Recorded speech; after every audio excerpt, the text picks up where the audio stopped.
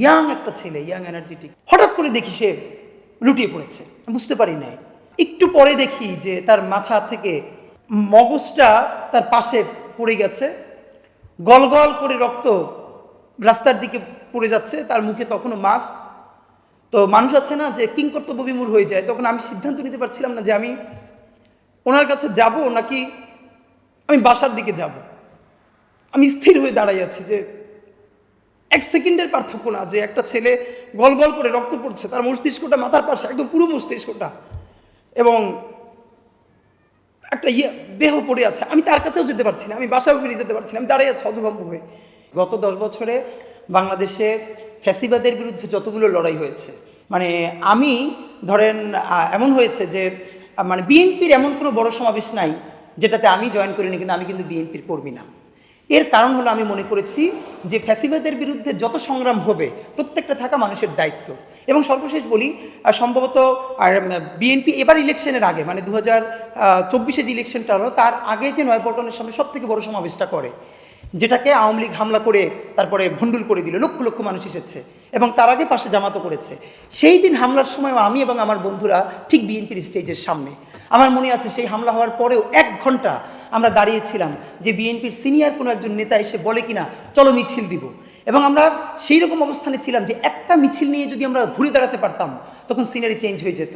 কিন্তু সিনিয়র নেতারা কেউ ঘুরে দাঁড়াতে পারেন নাই, এবং পরবর্তীতে বিএনপির সিনিয়র নেতারাও এটাকে অ্যাকনোলেজ করেছেন।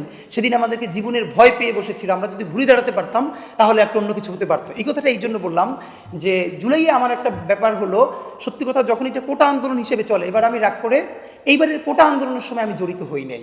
কেন জড়িত হই নাই? এর আগের বারের কোটা আন্দোলনে সামনে থেকে আমরা বন্ধুদের সাথে সবাই একসাথে ছিলাম। আমার প্রচণ্ড একটা অভিমান ছিল আমার ভাই বোনদের প্রতি, কারণ আমি দেখলাম এই যে নির্বাচনটা হয়ে যেতে পারলো, এই যে আমার যে বন্ধুরা সারাদিন ঢাকা ইউনিভার্সিটির লাইব্রেরিতে পড়াশোনা করে, যাদেরকে আমি কোনোদিন ডাকলে একটা মানববন্ধনে পাই না, এরাও দেখলাম কোটা আন্দোলনের সময় আমাকে ফোন করছে, কী ব্যাপার তুমি আসো না কেন? তো তখন আমি বললাম যে এই যে এরকম একটা নির্বাচন হয়ে গেল, এই নির্বাচনের বিপক্ষে তোমরা কেউ দাঁড়াইলা না, একটা ভয়েস দিলে না। এখন যেহেতু ব্যাপারটা চাকরির, মানে তোমার পেটে পড়েছে, সুতরাং এখন তুমি সবাইকে ডাকছো কেন? এবং আমি একদিনও এবার কোটা আন্দোলনে যাই নাই, এটা বলতে আমার কোনো দ্বিধা নাই, কারণ আমি বলেছি যে এইটা হলো, এবং দেখেন আমি আজীবন বলি, ঢাকা বিশ্ববিদ্যালয়, বাংলাদেশের প্রত্যেকটা বিশ্ববিদ্যালয়ের অধিকাংশ ছেলে মেয়ে, আমি বলছি অধিকাংশ, তারা অত্যন্ত সেলফ সেন্ট্রিক। কারণ তার পাশের বন্ধুটা, সবার কথা বলছি না, কারণ আমার সেই বন্ধুরা এবার কোটা আন্দোলনে দেখলাম তারা অত্যন্ত সরব, কিন্তু তার ভাই মরে যাচ্ছে, তার ভাই আহত হচ্ছে, নির্বাচনের কারণে ধানের শীষে ভোট দেওয়ার কারণে ধর্ষণ হচ্ছে না, তাকে একদিন মানববন্ধনও আমি ডেকে পাচ্ছি না। তো এই অভিমানে আমি প্রথম দিনে যোগ দিই, প্রথম দিকে। কিন্তু যখনই দেখলাম এই আন্দোলনে ঢাকা বিশ্ববিদ্যালয়ে আমার ভাই বোনদের প্রতি আক্রমণ করা হয়েছে, এবং আমার সেই রাতের কথাটা খুব মনে আছে, যেদিন ঢাকা বিশ্ববিদ্যালয়ে যেদিন খুনি ফ্যাসিস্ট হাসিনা বলল যে তাহলে কি রাজাকারের বাচ্চাদেরকে এটা আমি দিব, তারপরে রোকেয়া হল থেকে ভেঙে আমার সব ভাই বোন যখন ঢাকা বিশ্ববিদ্যালয়ে মিছিলে নামলো, আমার মনে আছে আব্দুল্লাহ জাবের, ইনকিলাব মঞ্চের সেক্রেটারি, ও থাকে তখন গুলশানে, আমার বাসা রামপুরায়, আমি শুধু ফোন করে বললাম চলে আসো, এবং যে কোনোভাবে সেই রাতে 11টা-12টার দিকে আমরা বের হয়ে আমরা শাহবাগের উদ্দেশ্যে রওনা করি। এবং যখন শাহবাগ মৎস্য ভবনের কাছে যাই, তখন গিয়ে দেখি ট্রাক ভরে ছাত্রলীগের, শ্রমিক লীগের লোকজন এই বড় বড় রাম দাঁড়িয়ে তারা দাঁড়িয়ে আছে, তারা ঢাকা বিশ্ববিদ্যালয়ে ঢুকবে। আমরা মৎস্য ভবন থেকে ঢুকতে পারলাম না, এরপরে গেলাম হাইকোর্টের গেটে, সেখানেও দেখি এক অবস্থা যে পিকআপে লোড হচ্ছে এরকম অস্ত্র, অনেক মোটরসাইকেল নিয়ে, এরকম 3টে গেট থেকে ঢুকতে না পেরে তখন আমি আক্তারকে ফোন দিলাম, যে বর্তমানে নাগরিক পার্টির সেক্রেটারি, আক্তারকে ফোন দিয়ে বললাম যে আক্তার, চতুর্দিক থেকে এরকম রাম দাঁড়িয়ে প্রস্তুত হচ্ছে, ক্যাম্পাসে ঢুকবে, তোমরা দ্রুত মিছিল শেষ করে দাও। এটা আমার এখনো মনে আছে। তো আক্তার 5 মিনিট পরে ফোন করে বললো, ভাই আমরা প্রোগ্রাম শেষ করে দিয়েছি। তো এরপরে আমরা বাসায় ফিরে আসলাম। এর পরের দিন থেকে একদম আজ পর্যন্ত রাজপথে ছিলাম। বিশেষ করে আমি বলি, আমার ঢাকা বিশ্ববিদ্যালয় তো আন্দোলনে ছিলামই, কিন্তু যেদিন ঢাকা বিশ্ববিদ্যালয়ে আন্দোলনের পতন হলো, মানে খুনি হাসিনা ছাত্রদেরকে ঢাকা বিশ্ববিদ্যালয়ে যেভাবে হামলা করে আন্দোলনকে পতন করে দিল, এরপর অভূতপূর্বভাবে দেখেন পরের দিন প্রাইভেট বিশ্ববিদ্যালয় যেভাবে দাঁড়ালো, এইটার সব থেকে বড় সাক্ষী আমি, কারণ আমার বাসার একটু কাছেই BRAC university, east West university. পরের দিন সকালে আমার মনে আছে, আমি একটা লুঙ্গি পরে আর টি শার্ট পরে, যাতে পুলিশ ধরতে না পারে, আমি রামপুরে ব্রিজের উপর থেকে পুলিশের মধ্য থেকে যাচ্ছি ব্র্যাকের সামনে, এবং সেই ব্র্যাকের সামনে সবাই স্ক্যাটার্ড হয়ে এলোমেলোভাবে আছে, কেউ 10 জন 20 জন করে। তখন আমার মনে হলো যে মিছিল না দিয়ে সংঘবদ্ধ করতে না পারলে টিকবে না, কারণ তখন দেখলাম রামপুরে ব্রিজের উপরেও পুলিশ এবং হাতিরঝিল থেকে ঢোকার রাস্তাটাও পুলিশ চতুর্দিক থেকে। আর এর মধ্যে রামপুরা ব্রিজের পাশে যে এই কলেজটা আছে, এই কলেজের ছেলেরা আছে। তখন আমার মনে আছে যে আমি মিছিল শুরু করলাম পুলিশের সামনে, এবং ওইখানেই একটা পাশের বাড়ি, সে আমার ছোট ভাই ঢাকা ইউনিভার্সিটির, ও তখন লাইভ করছিল, এটা আমি জানতাম না। তো লাইভের মধ্যে দেখে যে ওখানে আমি স্লোগান দিচ্ছি, এরপরেও দ্রুত আমাকে ফোন দিয়ে বলে, ভাই আমি তো বাসা উল্টো পাশে, আপনি বাসায় আসবেন কিনা? আমি বললাম না, বাসায় আসবো না, তুমি বরং এখানে আসো। এরপরে ও এসে আমাদের সাথে আন্দোলনে যোগ দেয়। এরপর থেকে আমি রামপুরা কেন্দ্রিক যে আন্দোলনটা শুরু থেকে শেষ পর্যন্ত এইখানে সামনের সারিতে ছিলাম। এবং আপনাকে আজকে স্পষ্ট করে মনে করিয়ে দেই যে এটা অনেকেই জানে যে সম্ভবত পুরো ঢাকায় যেদিন কারফিউ জারি হয়েছিল, সেই কারফিউটা সর্বপ্রথম রামপুরা আমার নেতৃত্বে আমরা ওয়াবদা রোডে ভেঙেছিলাম। এর কারণ হলো, কারফিউর দিন সকালে আমাদের রামপুরার ওয়াবদা রোড মুখে একজন বেকারি শ্রমিককে 10টা 11টার দিকে কোনো কারণে সরাসরি গুলি করে হত্যা করা হয়। পুলিশ গুলি করে হত্যা করে, একদম মাথায় গুলি করে, এবং রামপুর ওয়াবদা রোডের মুখে সে পড়ে যায় এবং রক্ত, ছোপ ছোপ রক্ত। এবং আমার মনে আছে আমরা ওয়াবদা রোডে অল্প কয়েকজন ভাইয়েরা দাঁড়িয়ে সেই রক্তের উপরে দাঁড়াইয়া আমরা কারফিউ ভাঙার ডাক দিয়েছিলাম। এরপরে মানুষ আসতে শুরু করলো। এরপরে তো আপনারা জানেন কীভাবে রামপুরে রণক্ষেত্র হয়ে উঠলো। এবং আমি অত্যন্ত আমার পরিবারের প্রতিও আজকে আমি আপনাদের প্রতি কৃতজ্ঞতা জানাই। এই আন্দোলনটা যখন শুরু হয় তখন আমার ওয়াইফ, আমি জানি সে কনসিভ করেছে এবং তার প্রচণ্ড প্রেগনেন্সির কমপ্লেক্সিটি যাচ্ছিল। এবং অদ্ভুতভাবে হলো, আমার শ্বশুর বাড়ির কেউ জানে না যে আমি তখন বাসায় নাই, আমার নিজের বাড়িরও কেউ জানে না আমার বাসায় নেই, তখন আমার ওয়াইফ একা। আমার বাসা রামপুরার যে আওয়ামী লীগ তারা ডিটেক্ট করে ফেলেছে এবং পুলিশ ডিটেক্ট করে ফেলেছে। দিনের পরে দিন আমি বাসায় থাকি না, কিন্তু আমার নিজের বাড়ি এবং আমার শ্বশুরবাড়ির লোক কেউ জানে না যে আমি বাসায় নাই। অথচ আমার ওয়াইফ তখন তার প্রেগনেন্সির প্রচণ্ড কমপ্লেক্সিটি যাচ্ছে, সে প্রচণ্ড অসুস্থ, সে তখন বাসায় একা থাকে। আমি দিনের বেলা মাঝে মধ্যে আধা ঘন্টা 1 ঘন্টার জন্য আসি। এবং আমার মনে আছে আজকে আমাকে যেই রাতে 15টা দিন আমাকে আশ্রয় দিয়েছিলেন রামপুরেরই আমার এক বোন, তার বাসায় আশ্রয় দিয়েছিলেন। এবং তখন তার বাসার ল্যান্ড ফোনে 10 থেকে 12 দিন আমার বেশ কিছু বড় ভাই যারা আমেরিকায়, কানাডা এবং অস্ট্রেলিয়ায় অনেকে পিএইচডি করছেন, পিএইচডি শেষ, আমি মূলত সারাদিন রাস্তায় ঘুরে ঘুরে তাদেরকে রাতে ওভার দ্য টেলিফোন, মানে ল্যান্ড ফোনে আমি তাদেরকে সারা রাত জেগে জেগে সেই তথ্যগুলো দিতাম। আজকে আমি তাদের কথা মনে করছি, আমেরিকার, ইউএস, কানাডা এবং অস্ট্রেলিয়ার বেশ কিছু বড় ভাই যারা প্রচণ্ডভাবে বাংলাদেশকে ভালোবাসেন, তারা সারা রাত আমার জন্য বসে থাকতো যে আমি কখন তাদেরকে জানাবো। এরপর যখন সম্ভব হতো আমি তাদেরকে ফোনেও জানাতাম। তো এরকম করে করে আমি তো আর বাসায় ফিরতে পারছিলাম না, এই অবস্থা। এবং আমি আমার বোন এবং যেই আপার বাসায় আমি ছিলাম, দেখেন আসলে অদ্ভুত, এখানে একটা সমীকরণ হয়েছে। যেই আপার বাসায় আমাকে আশ্রয় দিয়েছিলেন ওনার এক ভাই আওয়ামী লীগের নেতা, কিন্তু উনি ওনার বোনকে ডেকে বলেছিলেন যে ও যে তোমার বাসায় আছে এটা কিন্তু তোমার বড় ক্ষতি হবে, উনি সেটা জেনে গিয়েছিলেন। তো এই আপা আমাকে ফজরের পরে রাত্রির 1টার সময়, এমন সময়ে উনি একটা বোরকা পরে আমাকে নিয়ে গেছেন রাস্তায়, যে একজন সাথে মহিলা থাকলে, এবং আমরা সাথে হসপিটালের কাগজ ছিল যাতে ধরতে না পারে, এবং ওনাকে নিয়ে রাত্রির 1টায় 2টায় আমি রাস্তায় রাস্তায় ঘুরেছি। এবং আমি আমার ওয়াইফের কথা বলতে চাই যে সে যখন যথেষ্ট অসুস্থ, তার হসপিটালের কাগজ নিয়েও তাকে নিয়ে আমি রাস্তায় এসেছি। ফজরের পর আমাকে দায়িত্ব দেওয়া হলো, আমার বড় ভাইরা বললেন যে ব্রাকের সামনের অবস্থাটা জানা দরকার, রাত্রির 2টার সময় জানা দরকার। তো আমি একটা লুঙ্গি পরে, টি শার্ট পরে, স্যান্ডেল পরে, এবং আমার সাথে আমার ওয়াইফ, কখন আমার সেই আপা হসপিটালের কাগজ নিয়ে ঘুরছি, যাতে কেউ ধরলে বলতে পারি যে আমরা ইমার্জেন্সি হসপিটালে যাচ্ছি।